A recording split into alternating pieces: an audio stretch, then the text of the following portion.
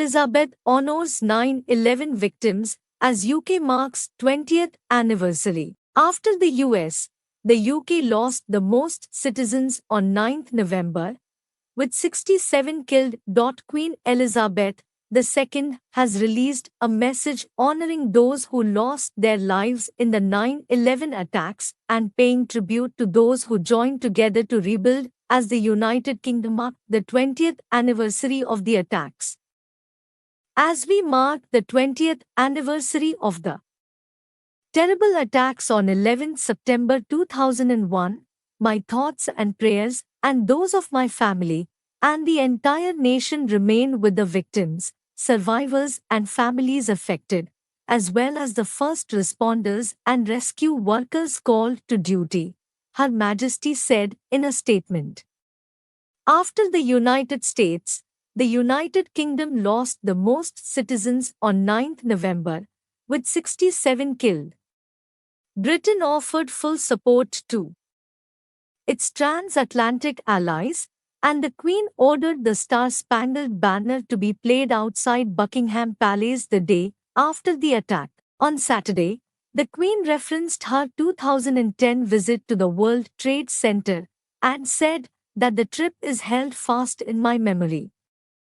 It reminds me that as we honor those from many nations, faiths, and backgrounds who lost their lives, we also pay tribute to the resilience and determination of the communities who joined together to rebuild, she said.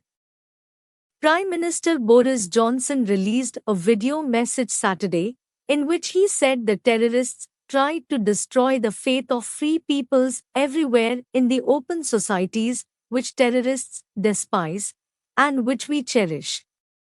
Johnson, who was born in New York City, called each of the 67 Britons who lost their lives on that day a symbol of the eternal friendship between the United Kingdom and the United States. But while the terrorists imposed their burden of grief and suffering, and while the threat persists today, we can now say with the perspective of 20 years that they failed to shake our belief in freedom and democracy, he said. They failed to drive our nations apart or to cause us to abandon our values or to live in permanent fear. He said that recent events in Afghanistan only strengthen our determination to remember those who were taken from us, cherish the survivors, and those who still grieve and hold fast to our belief in liberty and democracy, which will always prevail over every foe. Opposition Labour Party leader Keir Starmer, meanwhile, paid respects at a memorial garden in London's Grosvenor Square.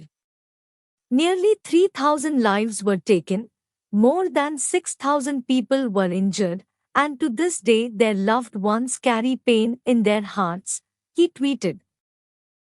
Today, and every day, we honor and remember them.